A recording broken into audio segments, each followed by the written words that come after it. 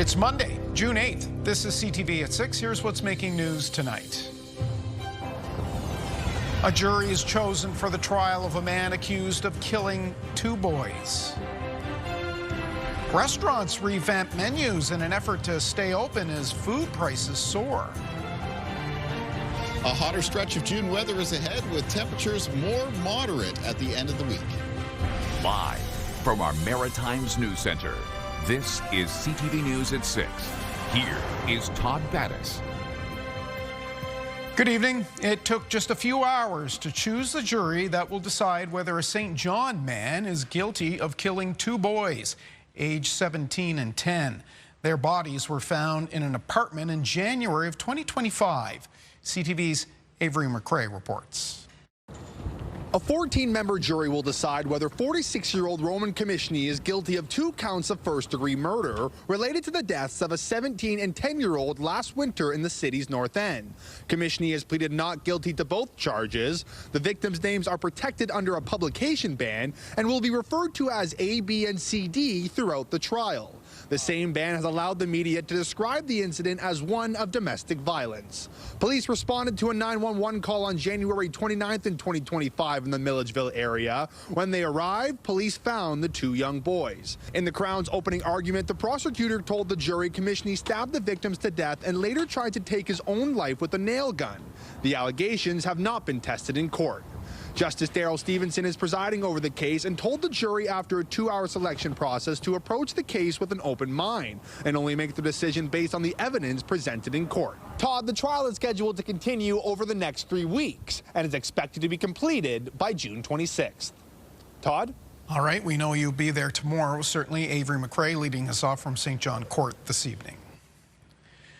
An RCMP officer in New Brunswick has been charged with choking and assaulting his intimate partner in April. The Serious Incident Response Team recommended charges following an investigation into the matter. Today, Constable James McMillan was also charged with unsafe storage of a firearm. He'll appear in Miramichi Provincial Court in August. A New Brunswick woman was killed in a hit-and-run over the weekend. Police were called just before 4 Saturday morning to Micmac Road and Esconobaditch. It's believed the driver veered onto the shoulder and struck a pedestrian. A 33-year-old woman died at the scene. Police say the driver left before officers arrived and is asking anyone with information or dash cam footage to come forward. Online, RCMP in New Brunswick seized dozens of stolen vehicles, weapons, and drugs in a major operation. We have the details right now at our website, ctvnewsatlantic.ca. A fire damaged a home and sent a firefighter to hospital in Nova Scotia's Annapolis Valley. This happened late Sunday night in Wolfville. No one was home at the time. A firefighter was sent to hospital with minor injuries. The fire was contained to the back of the house, and firefighters tell us that it was under control within 20 minutes. The cause of this blaze remains under investigation.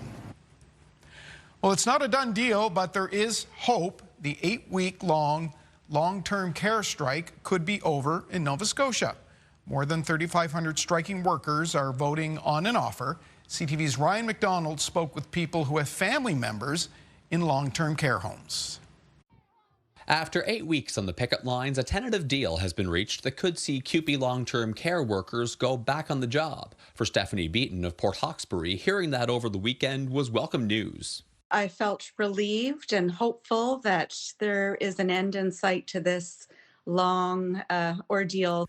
Beaton's 85-year-old mother, Ann Kierstead, who lives with Alzheimer's, has been a resident of the Port Hawkesbury nursing home for a little more than a year. Back in late April, Beaton spoke on this broadcast expressing concerns about what she felt was a decline in her mother's care and the quality of her meals. It's exhausting. You feel like you need to be more present, to be more supportive for your family member, ensure that their care needs are being met. Still a bit of anxiousness. We're still waiting for particulars, but yeah, there seems to be like a big exhale kind of. A couple of hours away in Sydney River, Gordy Ferguson was at the local strike headquarters today instead of on the picket line. He says he hasn't been back inside his workplace, Harbourstone Enhanced Care, since learning about the tentative agreement, but has been hearing from those who have been.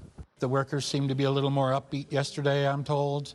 I haven't, like I said, I haven't spoke to any of our residents, but I hope to today, and I'm sure they're just as happy and anxious to see us return. The new deal still needs to be ratified. In a statement over the weekend, CUPE said if the lead bargaining unit votes to approve the proposed deal, it will then be presented to members province-wide for a vote, and that negotiators have unanimously recommended that workers endorse the agreement. It's definitely cautious optimism. Hopefully the workers have been offered a fair deal, and hopefully they're willing to accept this deal. In the meantime, Ferguson said that he and his counterparts are coming up with a return-to-work plan. As for when they might go back, I think everyone's hoping for by the end of the week. The union has added that details of the agreement won't be made public until its members have voted on it. Ryan McDonald, CTV News, Sydney River, Nova Scotia. This is how things look right now in Edmundston, where it's currently overcast. 25 degrees, though. Looks like a warm, summerish day. Kaylin Mitchell? Yeah, it is certainly at that. It is parts of New Brunswick that are starting to get into the warm weather first. That warm weather is going to continue to build into the Maritimes coming up for tomorrow, and it's following in behind that little bit of weekend rain that we had. Now, in some cases, there were some thunderstorms within this rain. There was a round of thunderstorms that made its way across parts of the south of New Brunswick Sunday morning. Rainfall amounts out of this weather system generally ranged about 10 to 30 millimeters for a good portion of the Maritime, so there were some exceptions.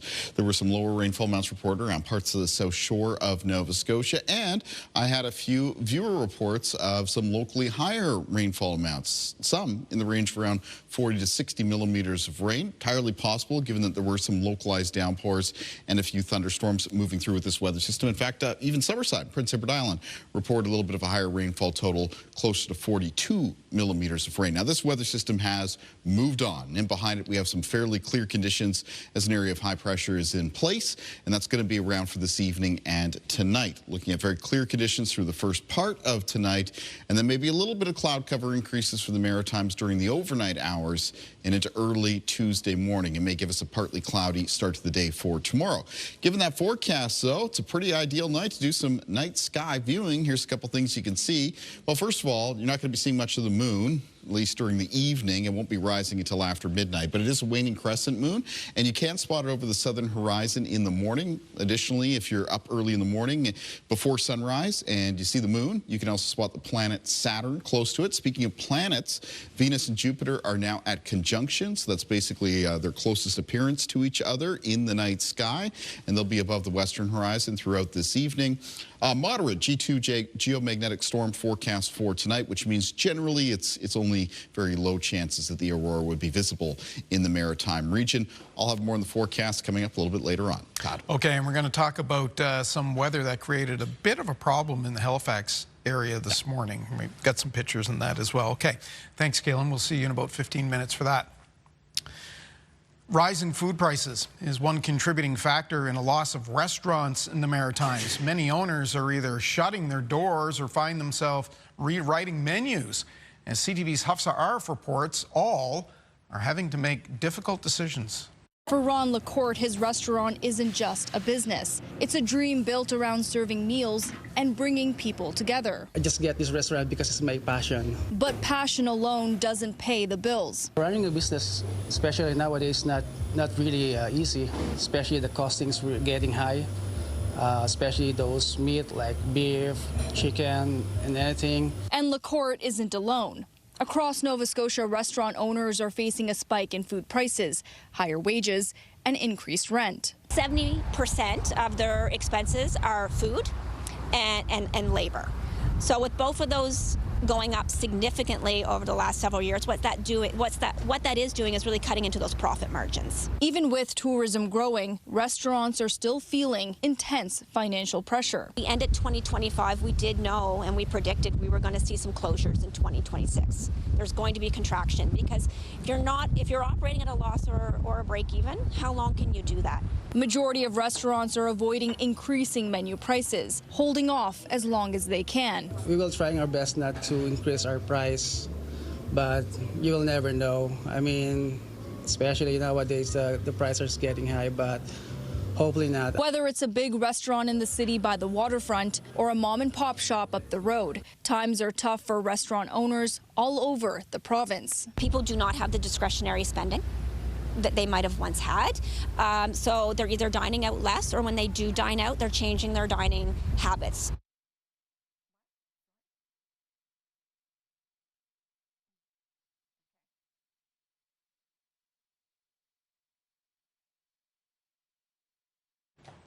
All right, obviously we had a problem with Huff's microphone or something between here and there. She was in the north end of Halifax, Huff's Arif. Food banks in New Brunswick under greater demand as grocery prices are on the rise are getting increased funding from the province over the next 3 years. The government is spending $9 million on Feed NB. That's the organization that distributes food to 68 food banks and community kitchens around the province.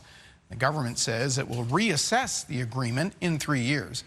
In a statement, Feed NB says the funding will provide some certainty for food banks as demand steadily increases year over year. A couple in Prince Edward Island is suing the province after finding a dangerous level of so-called forever chemicals in their well water. CTV's Maria Saru has their story. A stack of documents now sits at the center of Doug and Robin Jenkins' living room. Research papers and test results into something they can't see, smell, or taste, but has changed how they live in their own home. We've been very reluctant to even shower in the water. Last year, provincial testing found PFAS, often called forever chemicals, in their private well water. The results were 20 times what Health Canada recommends for drinking. The PEI government has been supplying them with water jugs, but the Jenkins are suing the province, seeking roughly $2 million plus property damages. This is a last and desperate resort to make the government accountable. Though it's not clear what's causing the problem, they allege the contamination is coming from a former construction and demolition waste site nearby. The site operated behind this gate for several years before it was shut down after an inspection found it wasn't meeting provincial regulations. CTV News asked the province about the lawsuit, but didn't receive responses to our questions. For the Jenkins, the fear isn't only what's in the water, but what's in their bodies. Blood work showed their PFAS levels were well above what U.S. clinical guidance links to higher health risks. It's just a sad event. It's just life-changing. It's a ticking time bomb within us all. Most people have some forever chemicals in their blood, but toxicologists say the goal is to reduce exposure. Health Canada tells us that PFAS can affect multiple organs, including the liver and the kidneys, but also multiple systems. This farm has stayed in the family for more than 4 generations. The Jenkins hope to pass it on to their daughters, but now it comes with contamination and a fight they never wanted. Maria Saru, CTV News, Hazelbrook, Prince Edward Island. With several events in Halifax next weekend comes news of another bridge closure. This time, the McKay's 4 lanes across the harbour will be shut down. Free ferry rides are being offered as a replacement, but that doesn't work for everyone, as our Callum Smith found out. Bridge closures are a fact of life. Something Haligonians know all too well. This view won't be possible this weekend as the McKay Bridge will be shut down for repairs. They're going to be doing some asphalt work that is important, inspections. It's stuff that we can't do during the week. The Bridge Commission acknowledges it's not ideal, especially given a FIFA World Cup watch party at Garrison Grounds and a Halifax Tides game. The former leading to a delayed closure at 9 p.m. on Friday, lasting until 5:30 a.m. Monday. There's no good time for a full bridge closure. That's why we actually try and do lane drops and weekends and nights as much as we possibly can. Something that won't be possible this weekend as more time is needed to get big rigs on the bridge. But that may not be bad news for the business community in downtown Dartmouth. When the bridge is closed, it tends to cause people to rethink their weekends. Sometimes it works out well for us because people will spend their time on the Dartmouth side. But as drivers know all too well, patience will be needed with traffic backups. It's amazing. Taking one of the bridges down causes all kinds of traffic delays and all kinds of frustration. Kudos for the Bridge Commission for the free ferry, because it gives a real other alternative for people needing to get across. The Bridge Commission covering the cost of free ferries to help people get around, but that's of little help to truck drivers. A little bit frustrating, like it takes time. It takes longer to done my shift. That's because trucks are only allowed on the McKay. It make my route longer. Like it take only 25 minutes, but I have to go all the way around from the highway. So it took 50 minutes or 45 minutes. The McKay Bridge is expected to have one more closure before the end of construction season. Callum Smith, CTV News, Dartmouth. There's an improved online tool to track wildfires in New Brunswick this summer. The new wildfire dashboard went live today. It's more user-friendly. It centralizes data directly from the province's wildfire management branch. The province of New Brunswick says its dashboard was critical during last year's historic wildfire season, and improving it for this year was a priority. As of last evening, the dashboard contained one wildfire being patrolled in the Elm Hill area. Get the Maritime's top stories, breaking news alerts, and watch live. Download the CTV News app. Maritimers have an extra incentive to cheer on Team Canada at the FIFA World Cup beginning this week. Nova Scotia's Jacob Schaffelberg has joined the team for his first full training session. The Port Williams native status was in doubt after missing most of the year with an injury. CTV's Jesse Thomas has more. Jacob Schaffelberg joined Team Canada today for his first full practice session. The Port Williams, Nova Scotia striker is making a comeback just in time for the World Cup tournament.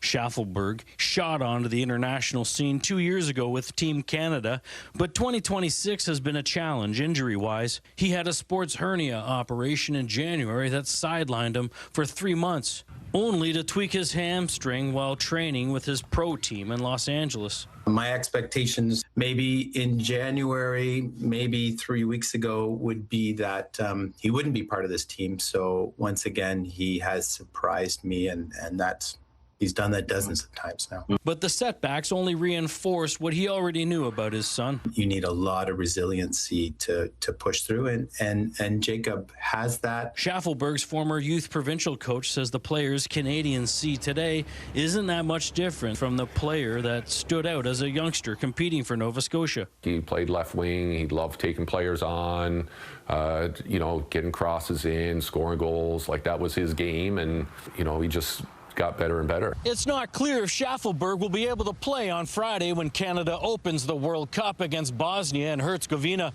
But both his father and former coach will be there in Toronto, hoping Schaffelberg is ready. It'll be a very emotional time.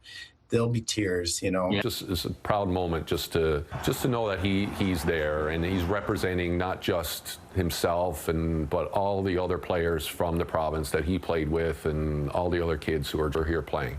While Nova Scotia has long been known for producing world-class hockey players, Schaffelberg is putting the province on the world soccer map too. Jesse Thomas, CTV News, Halifax.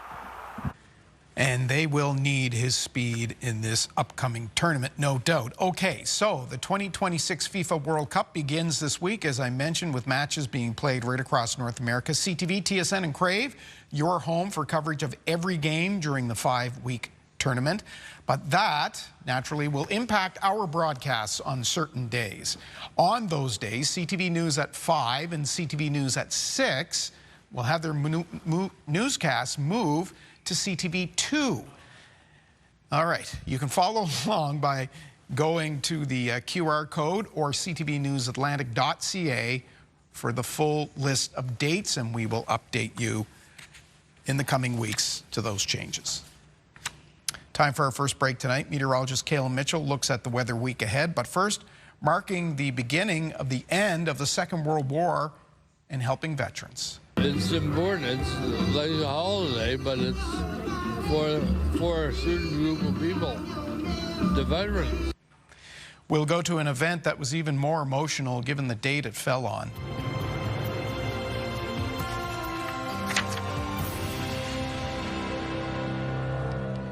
with friends. Number 2. This is your Campfire Conditions Report brought to you by Pine Acres RV, where customers become friends. Conditions are valid until 2 p.m. on June 9th. In the province of New Brunswick, campfires are currently permitted. For the province of Nova Scotia, for most of the province, campfires allowed between the hours of 2 p.m. and 8 a.m., though there are some restricted hours in the southwestern corner of the province, the counties of Yarmouth, Shelburne, and Queens, with campfires allowed between 7 p.m. and 8 a.m. And for Prince Edward Island, campfires are currently permitted, with domestic brush burning allowed between 2 p.m. and 8 a.m. Be sure to check on municipal restrictions and bylaws, keep fires small and under control, and never leave a fire unattended.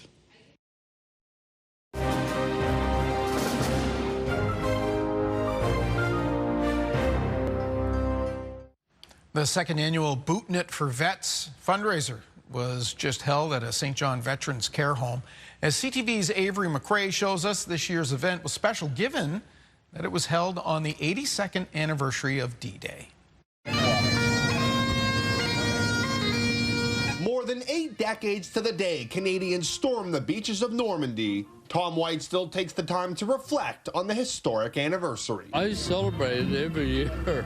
It's important. It's like a holiday, but it's for a certain group of people, the veterans. This D-Day ceremony was held at St. John's Ridgewood Veterans Wing, a long-term care home for former armed forces members. It means a lot to the veterans. It also means a lot to residents' families, who get to see their loved ones celebrated for their sacrifices. Absolutely amazing. He loves it. He loves to be in his uniform, and he loves to represent everybody in peace. It's very important to have these veterans events, you know, that's important to them, it's important to the family, so, and it just gives us a sense of community too with the other residents that are here. Go! That sense of community was felt in the Bootin' It for Vets Fun Walk and Run. The second annual event raised funds to care for those who reside in the Veterans Wing. It's for their comfort fund so that they can get things that they need, just things that make their life better, you know, special furniture or things that they might need here in the facility.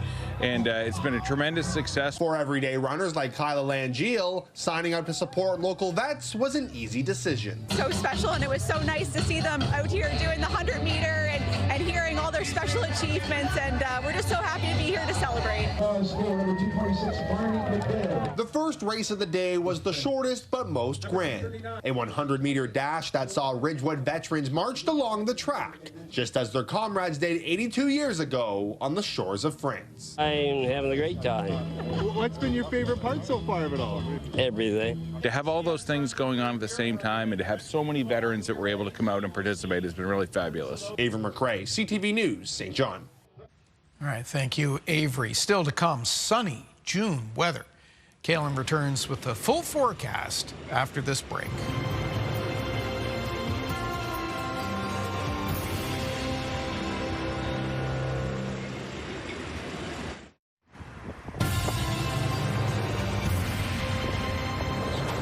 There's a look at Halifax earlier today. High winds knocked out power to a few spots in the city. Traffic lights down there. Parts of Dartmouth were without electricity for a good portion of the day today, including Micmac Mall. And then it turned into that beautiful blue sky that we see. You would never think it was enough to knock out power, but it was gusty. It was. In the city. Yeah, some of the peak wind gusts coming in between around 60 and 70 kilometers per hour. Now, by the time we got to the start of this evening, winds had already been diminishing in around the Halifax area. They're still gustier for eastern areas of Nova Scotia, including parts of Cape Breton. But as we take a look at sort of the expectation for wind gusts in around the Sydney area as we move through this evening and tonight, you can see that they're expected to come down as well. And in general, the winds will be just breezy for the Maritimes for tomorrow. And I'll talk more about that forecast in a moment. I do want to start off, though, by talking about the rain that we've had in June so far. We've really only had sort of one rainy weather system, and that was one that made its way through this weekend, brought in some areas of rain and showers around the Maritimes. But I like to start keeping track of it this time of the year as we go through the months of June, July, and August, because on average, that is our driest time of the year here in the Maritimes. So getting a little bit of rain was nice. Not everybody picked it up, though. There were some lighter rainfall amounts reported in the northwest of New Brunswick, as well as around the south shore of Nova Scotia. We do have a couple weather systems over the next several days that basically bring in some showers, or at least a chance of showers, but none of them at this point in time look like a good soaker for the region. So it is nice to pick up a little bit of wet weather when we can.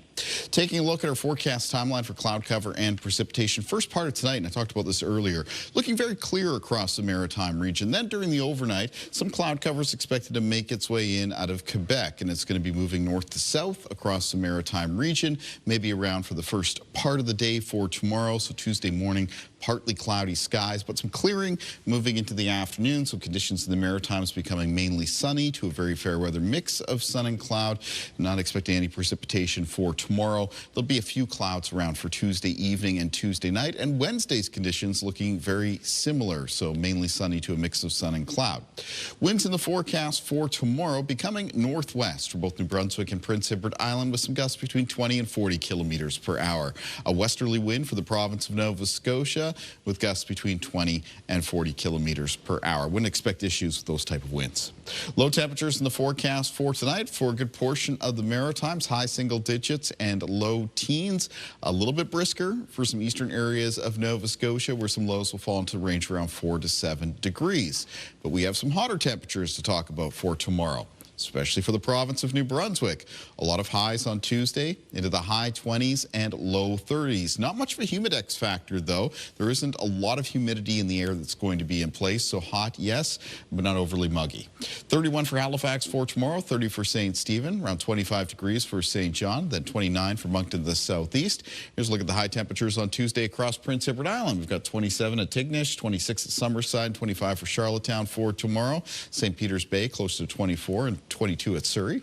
In Cape Breton, the high temperatures in the forecast, a little bit cooler for Inverness County, between 17 and 20 degrees, but closer to 22 for Sydney and Port Hawkesbury.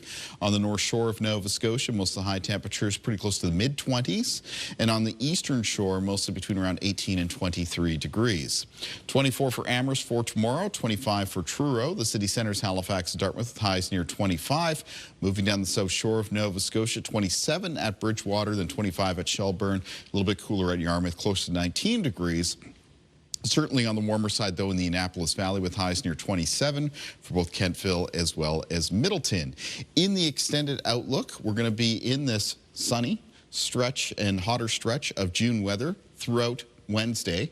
And then for New Brunswick on Thursday, low chance of showers, but temperatures still very much on the warmer side. Same thing goes with Friday for a mix of sun and cloud, and then a chance of showers on the weekend, with temperatures moderating a little bit closer towards averages for early June as a couple of weather fronts move through, and then Monday, a mix of sun and cloud in the forecast.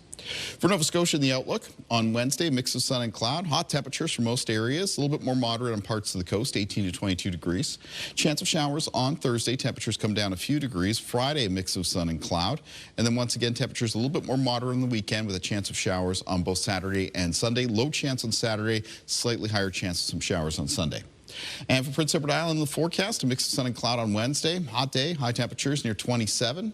On Thursday, high near 25 with a chance of some showers. A mix of sun and cloud on Friday. And then a mix of sun and cloud with a chance of showers in the weekend forecast right now. Saturday and Sunday, temperatures, again, a little bit closer towards averages for the first part of June. Todd. So you had Miramichi 31 tomorrow, which I think was a high number.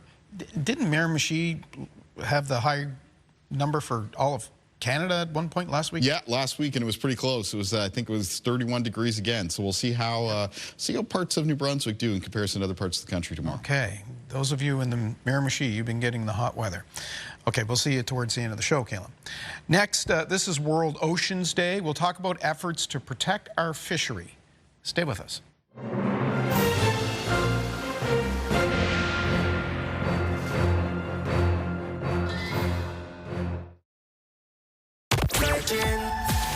The Virgin Radio Vault continues tomorrow with Ken Building Supplies. You can get your first clue with us at 6:10. And you could win passes to the Halifax Greek Fest and Discovery Center. Good luck.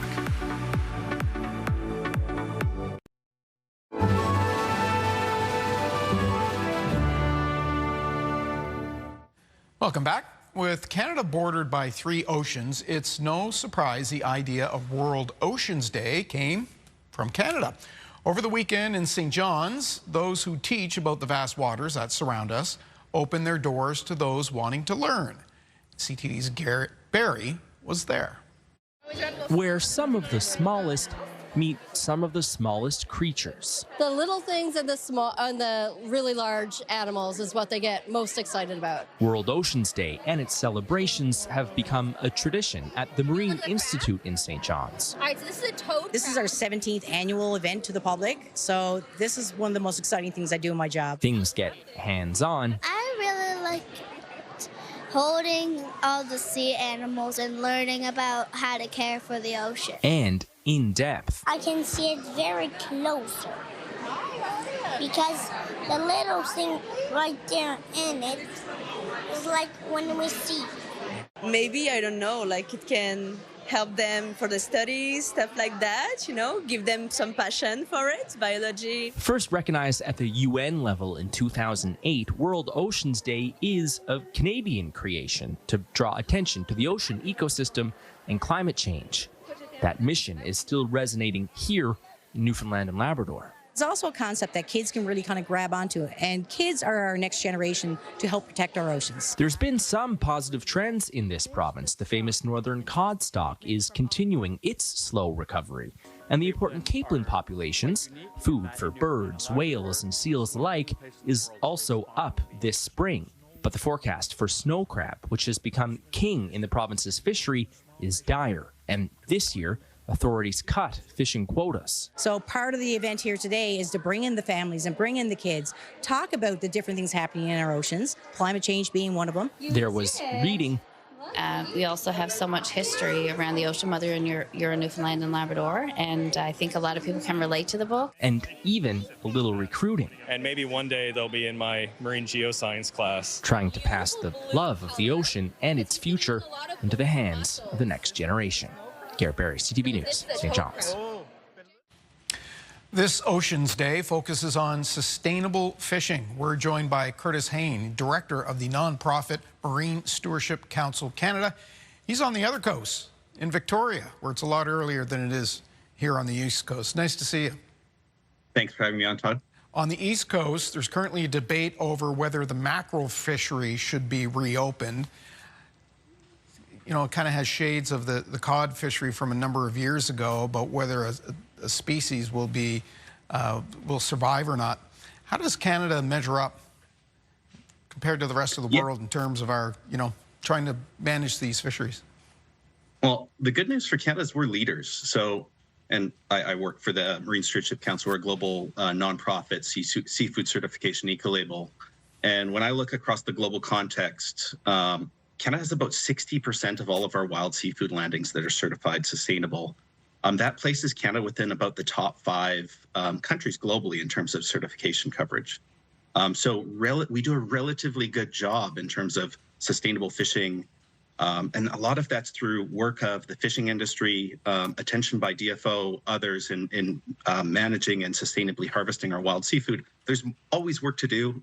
Pressures on our oceans are increasing, things like climate change. So there's lots more work to always do. But from a global context, Canada's a leader.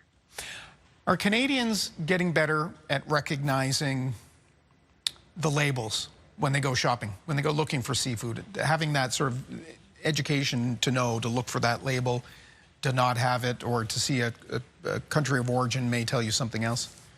Yeah, it's a really good question. So we actually just completed, it's the largest global study of seafood consumers. And of that, we surveyed 2,300 Canadians, just over. And what we found is people are increasingly looking to seafood labels, but they're also concerned about the state of our oceans. It's timely right now. Today's World Oceans Day.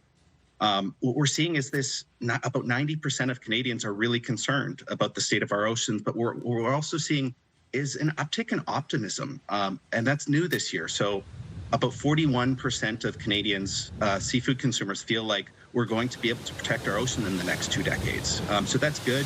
We're seeing this rise of practical optimism. And what people are realizing is everyday choices like looking for MSC certified seafood, sustainable seafood can add up to make a big difference and a collective difference to our oceans, our planet. So that's really good news for us. And Canadians are paying more and more attention to this and caring more about our oceans. There's a World Oceans mandate to protect, what, 30% of the planet's oceans by 2030. That's only, what, we're less than 4 years away. Where are we on that? So at the Marine Stewardship Council, we're focused mostly on sustainable fishing, and protection, marine protected areas is a really important tool. But from our perspective, we have an eco-label so that Canadian consumers can choose certified seafood. Right. And what that does is provides incentives for Canadians and global fisheries to fish sustainably. So protection's a really important piece, and it's important that we continue to look at all tools in our toolbox to conserve our oceans. But I would say that sustainable fishing, sustainable consumption is also really important. Seafood is a really low carbon footprint protein. It feeds billions of people globally. It's the largest food commodity globally, most widely traded. So it's really important we're sustainably harvesting seafood. And that's why we're here as an organization to connect Canadians to sustainable seafood through our eco-label and Canadian sustainable seafood. So there's kind of two sides of the coin. Yeah. Let me ask you specifically about lobster, because it is such a big industry here. We spend so much of our time talking about the lobster fishery compared to most others on the East Coast. When your association looks at the viability of the lobster industry, there's pressures, undeclared catches. There are, of course, the Asian market. It keeps expanding. China now has reopened. How do you gauge the lobster industry? Yeah, so the lobster fishery in the Maritimes is MSC certified, and it's been that way for many, many years. So what that means is they get audited for sustainability year on year. So every single year they get audited. And what this does is it provides kind of visibility, but that also checks and balances into ensuring that that fishery remains sustainable. And it has to deal with stressors. I mean, climate change is affecting lobsters. We're seeing migration. There's also, with climate change, we're seeing increased whale activity. So lobster harvesters are needing to implement measures along with DFO to make sure that they're not endangering Atlantic right whales. It's really important that the fishery continues to be managed sustainably, and they continue to kind of focus on sustainably harvesting their seafood, because they also need the MSC eco-label to enter some of those export markets. They need to demonstrate they're sustainable on a global scale. So yeah, they remain sustainable and certified against their program. Curtis, it's nice to hear some optimism from Canadians about how they feel about our oceans and the sustainability, and we appreciate you coming on to talk about it. Thanks so much for having me, Todd. We'll take a break. We'll be back with much more of your newscast right after this.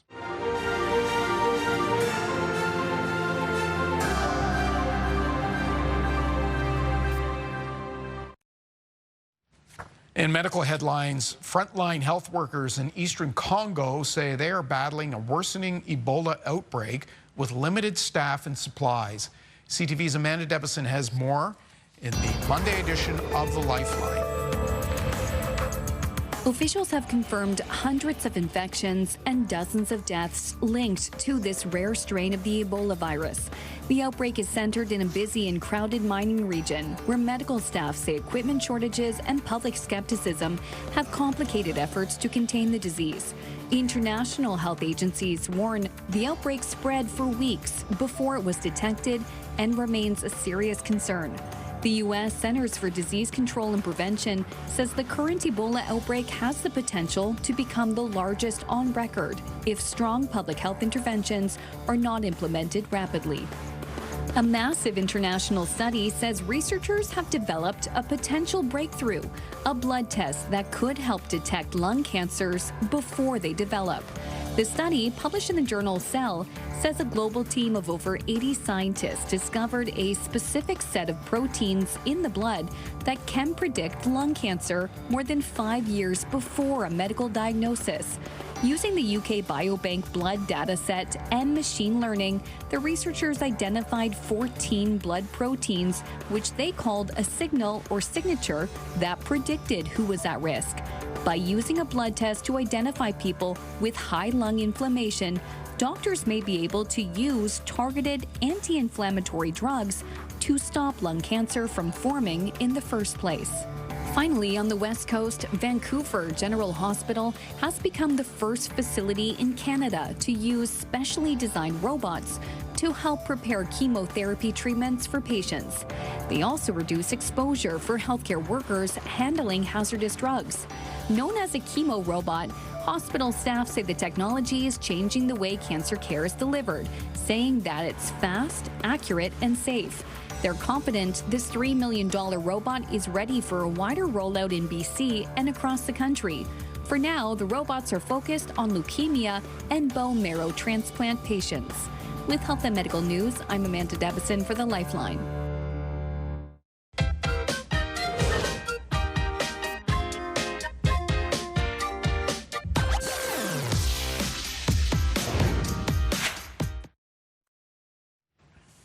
Time for our look at the markets. The Dow opened the new trading week down 80 points. And for the second time in a decade, Ottawa is offering financial support to Canadian Airlines.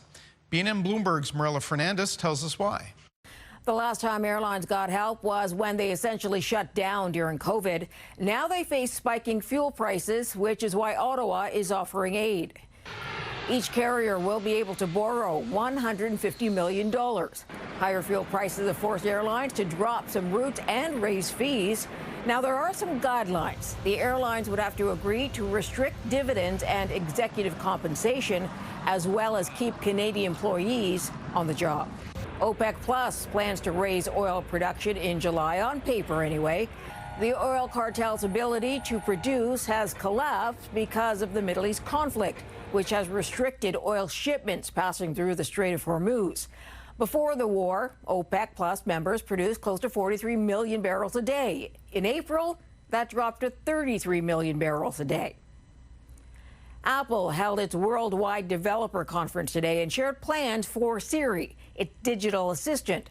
Apple execs say adding AI will make it more intelligent and knowledgeable.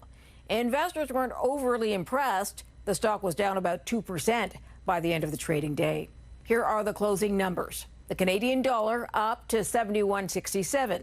West Texas Intermediate up to 91.30. Western Canadian Select down 74.82. And the TSX gained 65 points today. Those are your business headlines. I'm Marilla Fernandez. Let's get a final look at the forecast. Kalen's on the weather deck. I am, yeah. It's not nearly as windy as it was earlier today. There's still a little bit of a breeze around. Nice, bright blue sky out here this evening. Let's take a look at our viewer picture for tonight. And speaking of an evening sky, we're looking at one here from this past weekend. This was Saturday evening. It was taken by Thomas Hood at Sydney, Nova Scotia. I want to thank Thomas very much for taking the time to share this great picture with us. It was kind of a 50-50 weekend. And Saturday in general was the more fair weather day. Sunday we had some rain and some showers move through. Sydney for tomorrow is a mix of sun and cloud. High temperature near 22 degrees. Let's take a look at our day planner. In the morning, a partly cloudy sky around the Maritimes. Early morning temperatures, mostly high single digits into the low teens. But as that cloud cover breaks up and clears out a little bit and the sun shines through, temperatures are going to be coming up quite quickly and hot tomorrow in parts of New Brunswick, with high temperatures getting up to the high 20s and low 30s. A little bit more moderate on parts of the coast and a good portion of Prince Edward Island, Nova Scotia tomorrow with some high temperatures in the low to mid 20s. Winds will be out of the northwest for New Brunswick and Prince Edward Island with gusts between 20 and 40 kilometers per hour, and westerly for Nova Scotia with again gusts between 20 and 40. So certainly a breeze around, but again, not nearly as windy as it was at times today. Let's find out what's ahead on your Morning Atlantic. Tuesday on Your Morning Atlantic, Opa, it's Greek Fest time. Halifax's legendary Greek Fest is nearly here, and we'll get a preview of some of the delicious food you can enjoy this weekend. Start your morning with us Tuesday on Your Morning Atlantic on CTV2 and Crave. Finally tonight, a viewer video shows a funny interaction between a young deer who just wants to play and a pheasant who isn't having any of it. Take a look. This was caught on camera by Joanne Eisner. She's in Elmsdale, Nova Scotia. It starts with the deer cautiously approaching a pheasant who zigzags away. Midway through the video, the deer gives a playful little jump. We'll see it here. Okay. This goes on for a minute or two until the young deer runs off. Another deer comes out to see what's going on. And you guessed it, the pheasant, not impressed with that deer either. There you go. That's our look at the day here at home. Bruce Frisco is here at 11:30. CTVNewsAtlantic.ca has updates anytime. I'm Todd Battis. Hope to see you right back here tomorrow night at 6 o'clock for your local news. Until then, good night.